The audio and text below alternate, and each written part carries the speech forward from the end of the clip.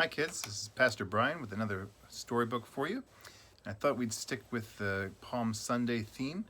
And so today's book is called The Donkey Who Carried a King by R.C.Sproul. One day, a little boy named Riley came home from playing with some other boys in his neighborhood. He was crying as he came into the kitchen to find his mother. She saw him and asked, "Riley, what's wrong?" Riley's lip trembled, and he tried to wipe away his tears. He was 8 years old, and he didn't like to cry, but he couldn't help it. He said, "Mommy, every time we play games, the other boys pick me last. It hurts so much."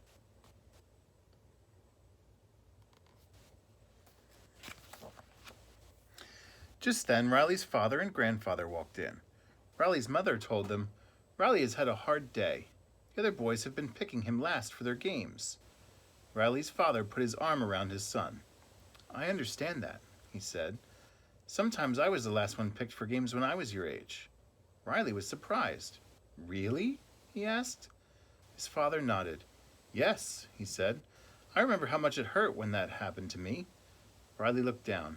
"I think they picked me last because I'm not very good at the games we play," he said. His father said, "Since your grandfather is here, maybe he can help you with this. What do you think, Grandpa? What should Riley do?" Grandpa thought for a second, then said, "Riley, have you ever heard about the donkey who carried a king?"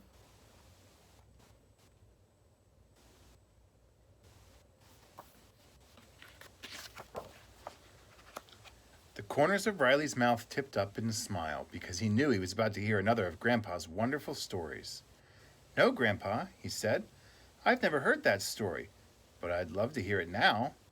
So Grandpa sat down, and Riley sat on his knee. "You know, Riley," Grandpa started, "several years ago I went to Jerusalem, and I saw a funny sight. Lots of people rode on little donkeys. The donkeys in Jerusalem are small compared to the ones here in America. They only grow to be about 3 or 3.5 feet high.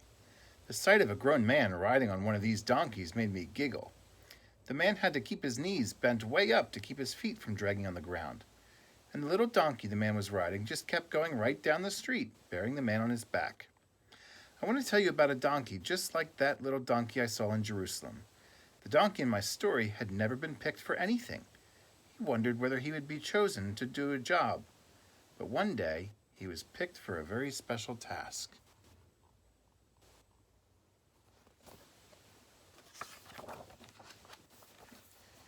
Many years ago, there was a little donkey named Davy. He lived in a village close to the holy city of Jerusalem. He was too young to work, so he was kept in his pen. He had brothers and sisters, but none of them could play with him because they had jobs to do. Sometimes they carried sacks of olives for their master. Sometimes they worked for people in the community, and some of them even carried grown adults on their back. Davy didn't have to carry anyone or anything. All he did every day was stand and wait, eat and sleep. It was boring, and Davy often was unhappy because it seemed no one wanted him to do anything.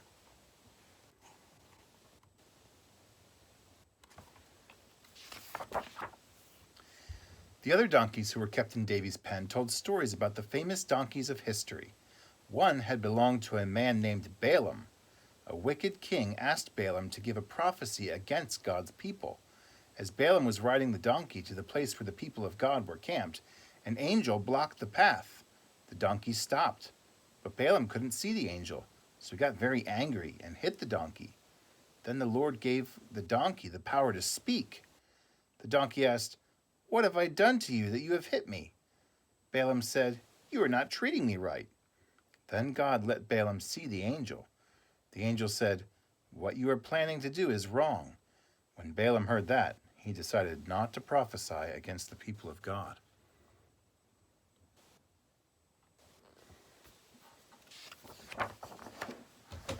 The donkeys also told a story about old Barnabas, one of the older donkeys who lived with them.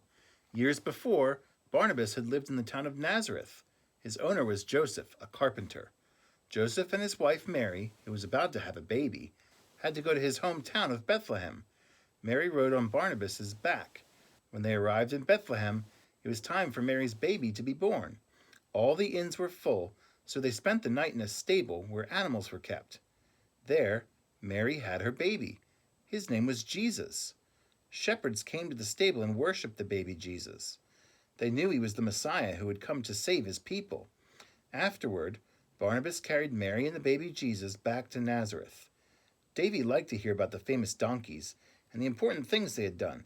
He wanted to do a big job too, but his master never picked him to do anything. But one day, all that changed.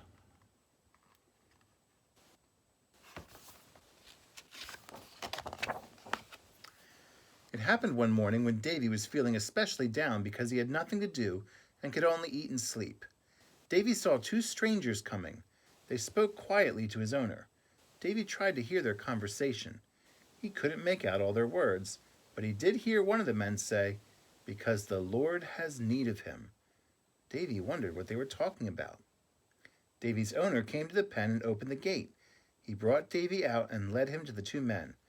"Take this donkey," he said. "His name is Davy. No one has ever ridden on him before, but I think he'll be able to do the job." Davy wondered, what are they going to have me do? Whatever it is, it seems important to these men.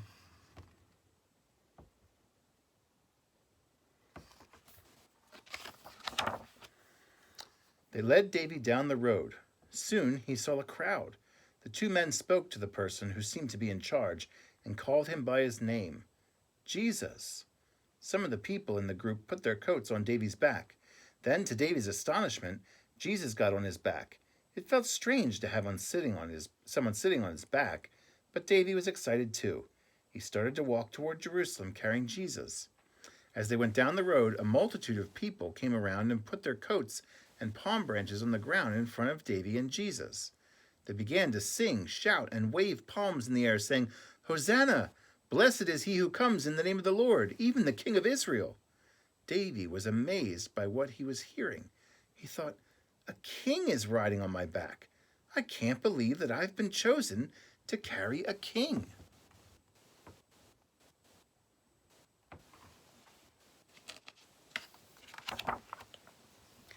Davy made up his mind to carry the king to the best of his ability. He stepped carefully along the path of coats and palm branches, and he tried hard to carry Jesus smoothly. After Davy and Jesus came into Jerusalem, Jesus got down and patted Davy's back. Davy watched as he entered the temple. Davy felt very proud of himself. "I carried the king," he thought. "I must be a very special donkey." The next day, Davy's master decided he was ready for regular work. One of the servants put 2 sacks of olives on Davy's back and set out to deliver them. The sacks were heavy, and they scratched Davy's back. Once or twice he got so tired and miserable that he sat down in the road. But the master's servant tugged on the rope around Davy's neck and pulled him along.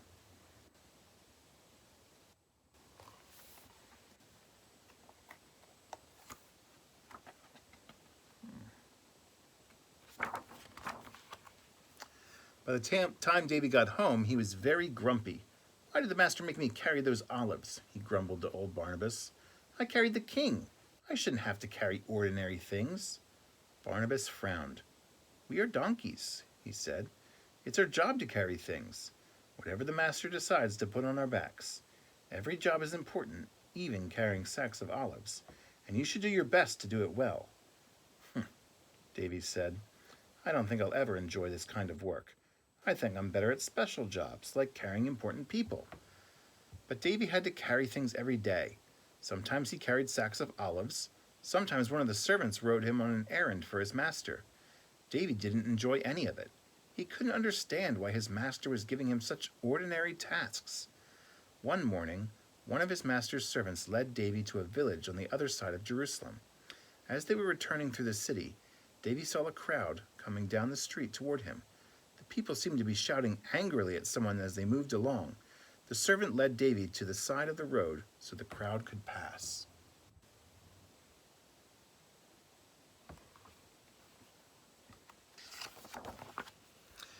Davy saw the person the people were shouting at. It was Jesus, the king Davy had carried into Jerusalem amid such joy only a few days before. But now the people seemed furious at Jesus. Davy wondered about that. Then Davy noticed that Jesus was carrying something, a rough, heavy beam of wood. Jesus seemed to be struggling to carry the beam. With a gasp, Davy saw that Jesus was hurt. His back was covered with cuts and bruises, and his head was bleeding where it was being scratched by a circle of sharp thorns. Suddenly, Jesus fell down. He couldn't carry the beam any further. Davy wished with all his heart that he could carry the beam for Jesus. He tugged his rope, but the servant held him back. The soldiers who were with Jesus grabbed a man from the crowd and made him carry the beam.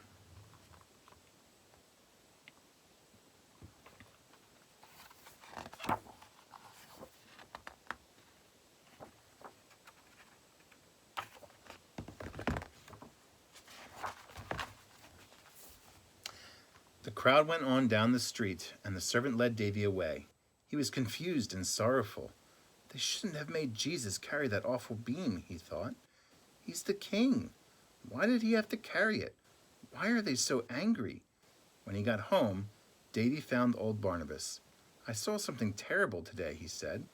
The king I carried was hurt, and the people made him carry a big wooden beam. Why did they do that? Barnabas looked at him kindly. I remember when I carried Jesus and his mother home from Bethlehem, he said. His mother and his father knew that he would die to save his people. Someone had told them so. It seems that prophecy has come true. The king was carrying the beam of the cross on which he was going to be crucified.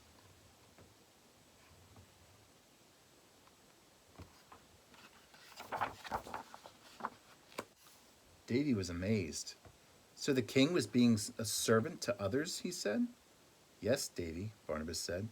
It's a terrible thing that he is being treated so badly, but what he's doing is wonderful. Davy was quiet for several minutes. At last he said, If the king was willing to carry that terrible beam, I will not complain about carrying our master's olives. I will follow Jesus' example and be a willing servant.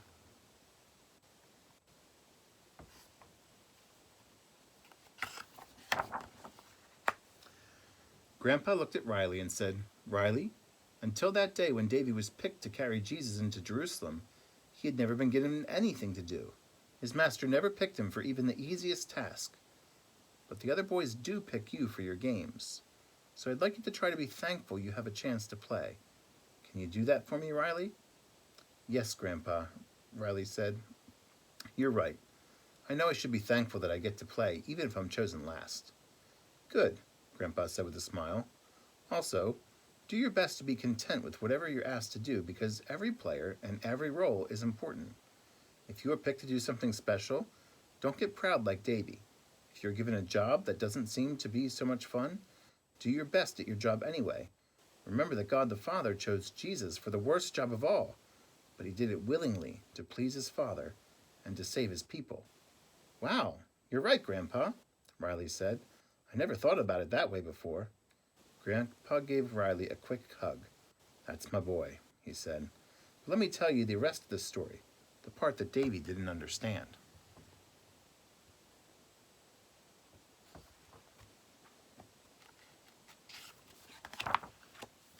Jesus died on a cross that day, and when he died, he gave his life to save his people from their sins. In a way, he carried their sin and their guilt. By dying for them, he took the punishment that they deserved for sinning against a holy God, the punishment you and I deserve. He was a king, but he was a servant to his people. And do you know what, Riley?